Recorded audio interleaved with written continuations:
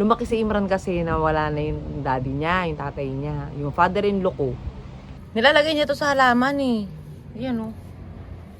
Balat ng buko. Gumawa tayo ng chicken spread. Lahat naman pang babae. Hindi naman ito pang lalaki eh. Ibang lalaki na? Wala. Palaman.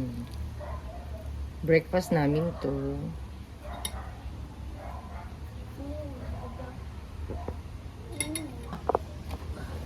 Take. Yay. Chicken spread. Take one, take one. Oh. Take one. Ikaw, Rehan, dito ka. Coffee.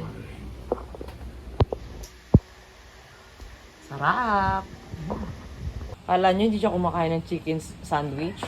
Lahat yan, no? Masarap. Favorite nga niya yan, eh. Tsaka yung egg. Favorite nga yung egg, tsaka yan. Si Anan din.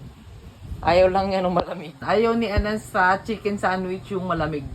Kapag galing sa ref. Sarap. Oh.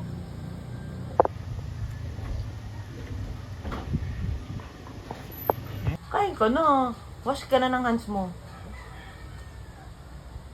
Dali na. Kain na. Wash hands, ha?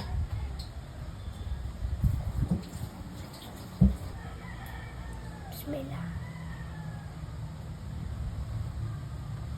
Sarap, di ba?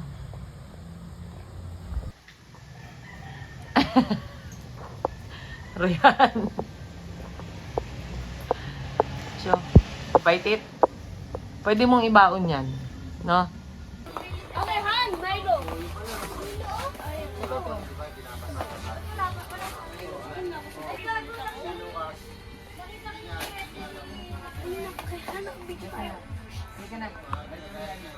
Hindi coffee.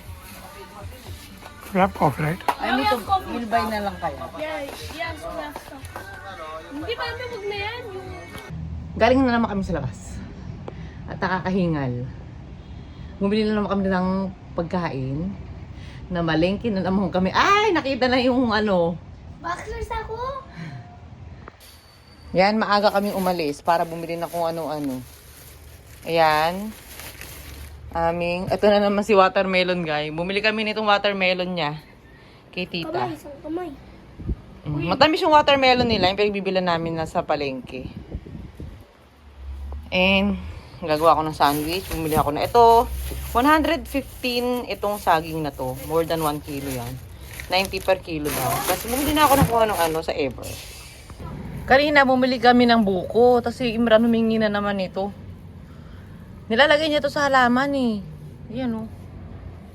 Balat ng buko. Ewan ko, basta nililiit-liit yan ni Imran tsaka ni Rehan. Tapos ilalagay nila sa lupa. Para saan ba yun?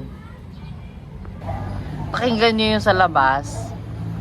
Laging may misa dito kasi malapit sa amin yung St. Joseph Church. Yan. Kaya parang the whole day naririnig namin yung misa sa simbahan. Ilang araw na rin umuulan pag gabi ngayon, makaliwalas yung panahon. Ayun o, naririnig nyo. Mayroong ang tawag dito, merong misa. Yun.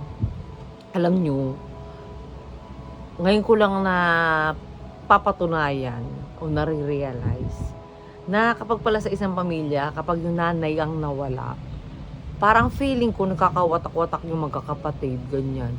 Kasi nakikita ko yan kay Imran eh. Lumaki si Imran kasi na wala na yung daddy niya, yung tatay niya. Yung father-in-law ko, 6 years old pa lang siya noon yung nawala na yung... Kasi gumuho nga yung tinitirahan nilang building. Tapos, nasa balita yun sa India eh. Nung matagal na. Yun, so lumaki sila ng nanay lang nila yung kasama nila. Yung 2018, 2 months bago pinanganak si Rehan, yung pangalawa namin, eh yun nga, namatay yung late mother-in-law ko. Mula nun, alam nyo, napapansin ko sa asawa ko, parang wala na siyang interest na umuwi sa India. Although, umuwi siya sa India from UAE kasi kailangan niyang from UAE direkta sa country nila. Umuwi siya noong 2023. Yan, bago siya umuwi dito. Kasi may inaayos siya mga documents.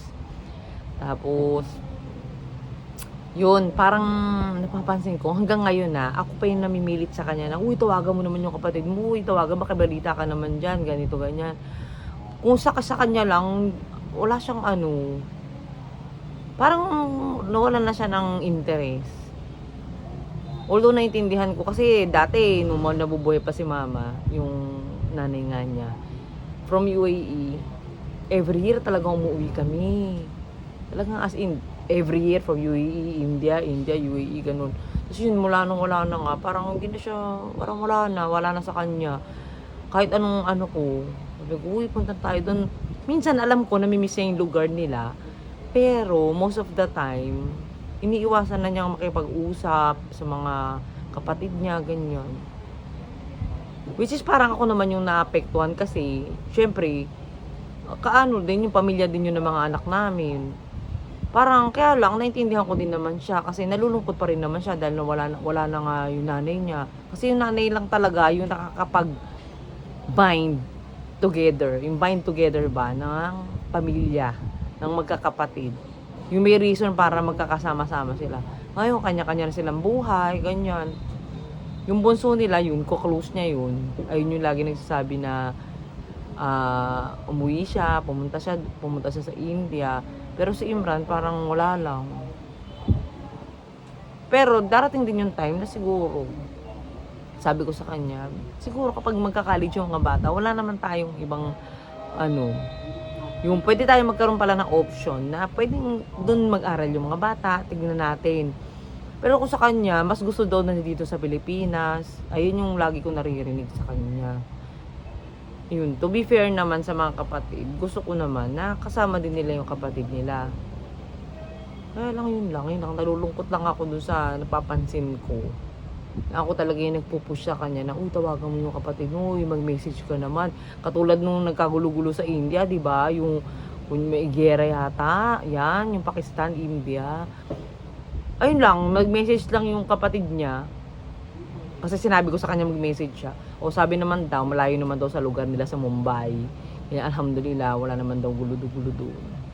Tapos darating nga itong Eid. Eid al-Adha. Ayan, darating siya itong coming June 6 yata sa Pilipinas. So kami ng baka. Naki-share kami ng baka. Sa isang baka yata, 7 yatang tao ang mag-share. So sa amin yung isang share. So yun, nakapag-reserve na ako kay Brother Hassan sa may Makati lang. Every year doon. Last year doon din kami nagpa-slaughter ng baka. Yun, na-share ko lang sa inyo. Kasi, siyempre baka nakaka-relate din kayo. At sabi ko nga, habang nabubuhay pa yung mga magulang, lalo na ang nanay. Yan talaga, ang nanay talaga. Maayos talaga yung pagsasama ng magkakapatid. Hindi ko naman nila lahat, pero marami talagang mga instances, maraming situation na ganyan sa isang pamilya. Kapag nawala yung nanay, wala na, nagkakawatak-watak na sila. Fried chicken. Yan, paminta na yan, tsaka asin. Ilagay ko dyan ang flour. And, ayan na siya. Ayan na naman yung suot mo eh. Kain sila na home-cooked fried chicken and gravy.